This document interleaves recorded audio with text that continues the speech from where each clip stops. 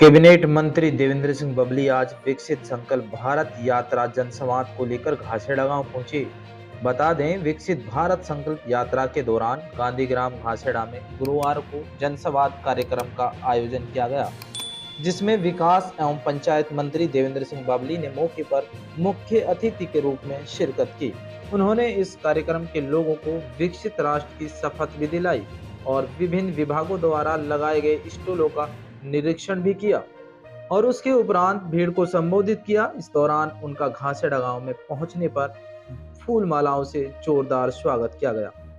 पत्रकारों से बातचीत के दौरान देवेंद्र सिंह बबली ने कहा कि देश के लोगों को जागरूक किया जा रहा है, जो स्कीमों में खामियां हैं उनको पूरा किया जा सके, गरीब परिवारों को इसका लाभ पहुंच सके। इस यात्रा का असली मकसद यही है, जिनका हक है उनको उनका हक मिलना चाहिए। उन्होंने कहा है, तकनीक का जमाना है, पहले बिचौलिया होते थे, दफ्तरों के चक्कर लगाने होते थे, अब वे पात्र परिवार ऑनलाइन सिस्टम से उन्हें को उनका लाभ मिल रहा है।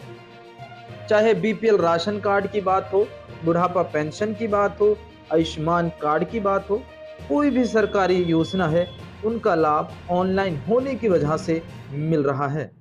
इस यात्रा का मकसद यही है, लोगों को ज्यादा से ज्यादा जानकारी हो, जागरूकता हो और पात्र परिवार इसका लाभ उठा सकें। कैबिनेट मंत्री ने कहा, भारत देश ने हमें बहुत कुछ दिया है, हम देश को क्या दे रहे हैं, ये विचार करने का विषय है। हर नागरिक को सोचना चाहिए, इस भारत देश में हरियाणा ने हमें बहुत कुछ दिया है। प्राकृतिक की धरोहर हो, इसे संभाल कर रखना चाहिए। पानी की बर्बादी रोकनी है। मेरा पानी मेरी विरासत स्कीम को ज्यादा से ज्यादा प्रभावित बनाने के लिए इस तरह के कार्यक्रम पूरे हरियाणा के अंदर चलाए जा रहे हैं। आप देख रहे थे नूह मेवात से मौज खान की रिपोर्ट। अगर आप लोगों ने अभी तक हमारा चैनल सब्सक्राइब नहीं किया है तो सब्सक्राइब कर लीजिएगा।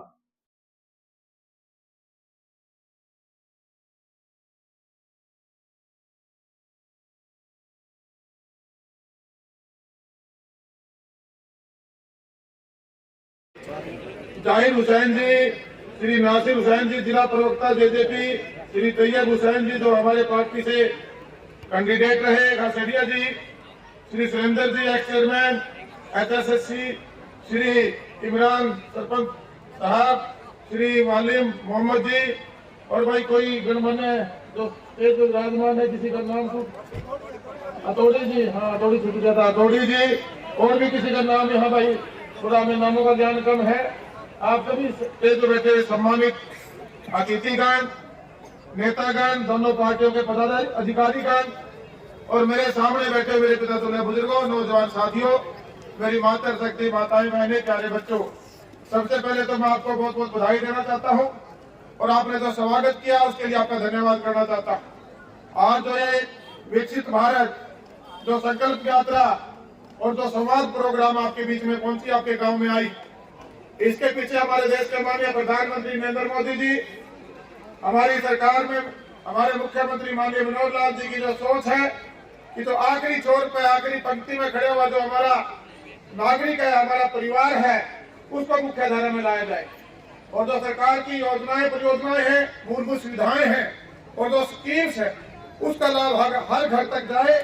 इसके लिए आज हमारे जिला के सभी अधिकारी, सीओ साहब, जिला प्रशासन के हमारे डीसी, एसपी, अन्य अधिकारीगण पूरी नियत के साथ इस कार्यक्रम को आपके गांव-गांव तक पहुंचा रहे। इस यात्रा का आपके गांव में आने का मकसद, जो लाभ आप लोगों के इस देश के संविधान में आपका हक है वो आपको घरों तक आ जाए, उसके लिए यात्रा आपके बीच में आई है।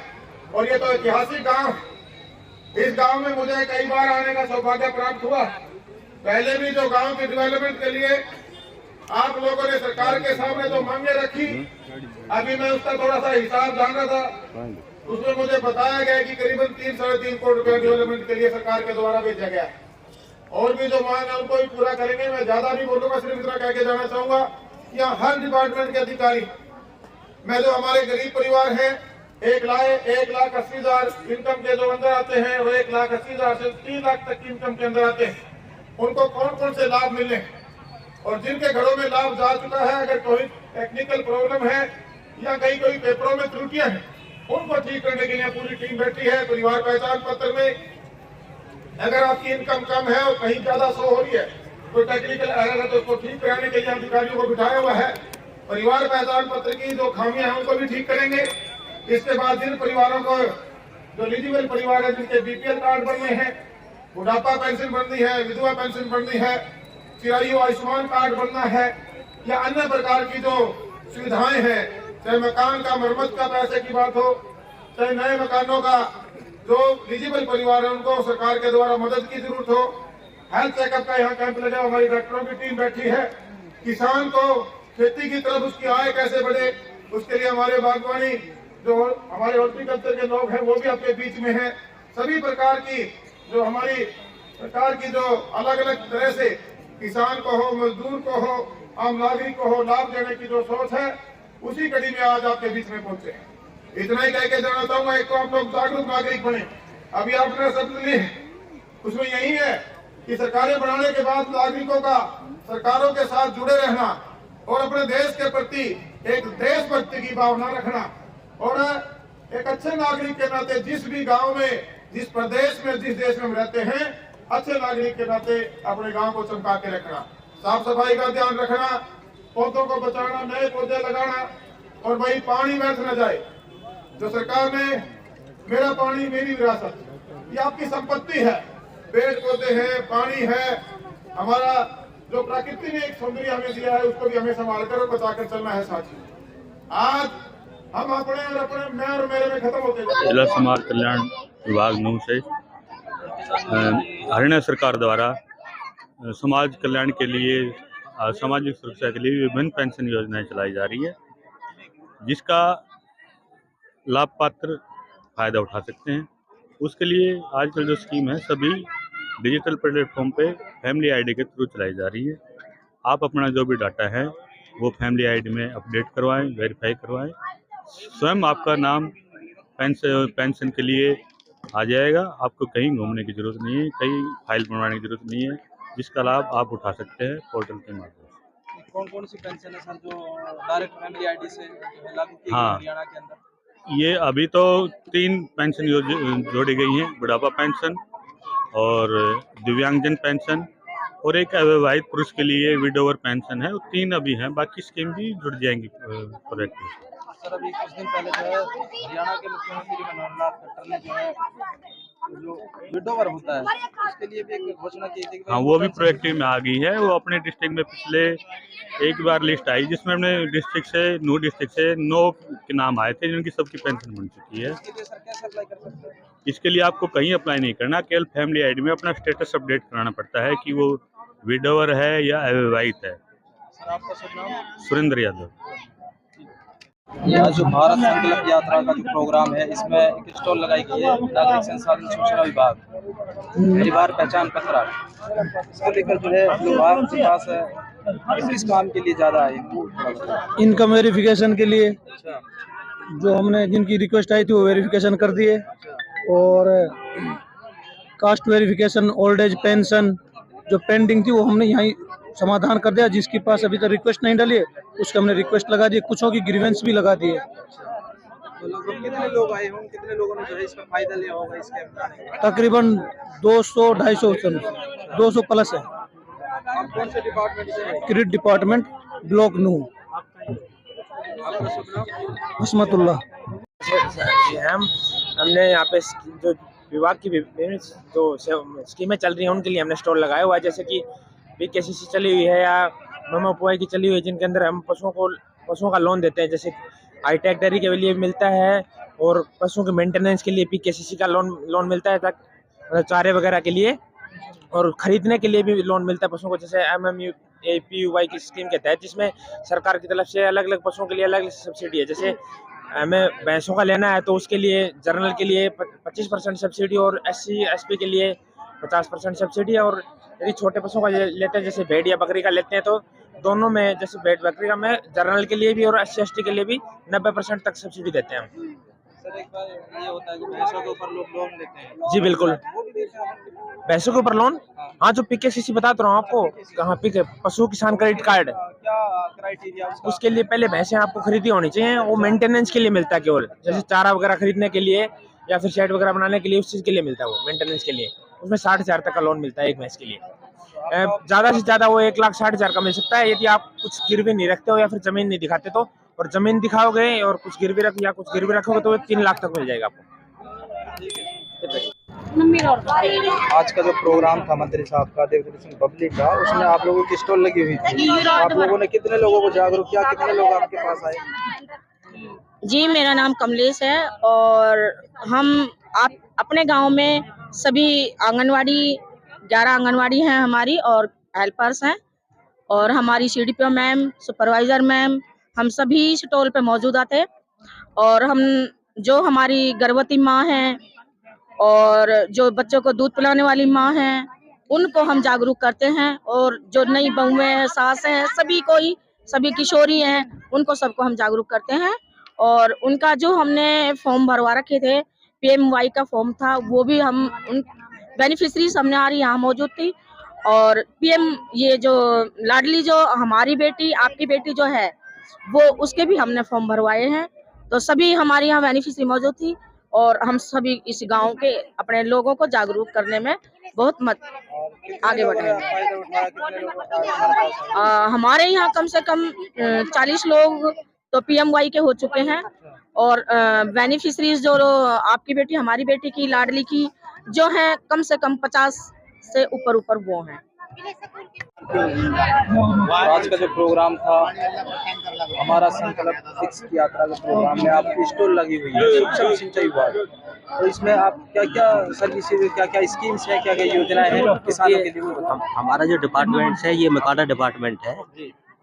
इसका मतलब ये है कि micro irrigation command area development authority, ये हमारा सूक्ष्म सिंचाई परियोजना जो सरकार ने चला रखी है, उनका बेनिफिट देने के लिए, उनको किसानों को बेनिफिट देने के लिए डिपार्टमेंट का नया सेटअप बना है। इसके अंदर जो इंडिविजुअल किसान है वो एक एकड़ से लेकर 12.5 एकड़ तक इसमें गवर्नमेंट उसको, अगर वो माइक्रो इरिगेशन या ड्रिप, इसमें फुहारा या ड्रिप इरिगेशन अडॉप्ट करते हैं तो जो उसकी कॉस्ट आती है, लागत आती है, उसका 85% सब्सिडी सरकार वहन करती है और बाकी 15% फार्मर को देना होता है। तो उससे फार्मर को एक काफ़ी बड़ा अनुदान मिल जाता है ताकि माइक्रो इरिगेशन को बढ़ावा मिल सके। इसके रिगार्डिंग समाज यहाँ पर कुछ लोग आए थे आपके पास? कुछ लोग 1-2% लोग आए हैं, ज़्यादा तो नहीं आए। तो जो लोग आए थे उनको हमने पैम्पलेट वगैरह भी दिए हैं और उनको बताया भी है। बाकी ये माननीय जो मंत्री जी हमारे देवेंद्र बबली जी, उन्होंने भी इस साल का बजट किया था, उन्होंने भी 1-2 क्वेश्चन पूछा था। तो भारत संकल्प विकसित का जो प्रोग्राम आज हुआ है, आपकी स्टॉल लगी हुई है एचपी गैस उज्ज्वल योजना के तहत, किस तरह जो है आप कनेक्शन देते हैं? इसके लिए ग्रामीणों को थोड़ा ग्रामीणों के लिए उनको ऑनलाइन राशन कार्ड वाले को कनेक्शन दे देते हैं। किस बेस पे देते हो? Ration card, only ration card? हाँ ऑनलाइन राशन कार्ड और आधार कार्ड से भी हो जाता है। उज्ज्वला योजना तो राशन कार्ड से। उज्ज्वला योजना में अब तक आप लोगों ने कितने कनेक्शन? हमने अब तक 401 कनेक्शन तो डिस्ट्रीब्यूट कर चुके हैं। बाकी हमारे पे केवाईसी हुई पड़ी है 2000 विजय गैस सर्विस मिल से।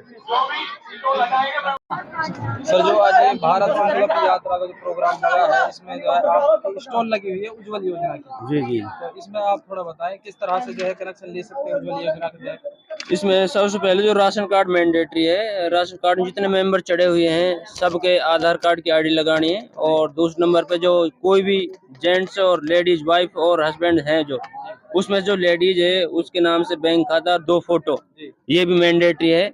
और ये सारी आईडी ला के नहीं एजेंसी पे आई और फार्म एजेंसी से ही मिलेगा और वहाँ से फिल भी कराएंगे। उसको फिल कराने के बाद उसको वहीं पे तुरंत रजिस्ट्रेशन भी करेंगे और 1-2 रोज में उसका कनेक्शन जो है दे देंगे हम। जिसकी फैमिली आईडी नहीं बनी उसको मिल सकता है? फैमिली आईडी की कोई इसमें जरूरत नहीं है क्योंकि वो मैंडेटरी नहीं है। इसमें सबसे पहले मैंडेटरी राशन कार्ड है, राशन कार्ड जितने मेंबर सबका आधार कार्ड, ये चीज है।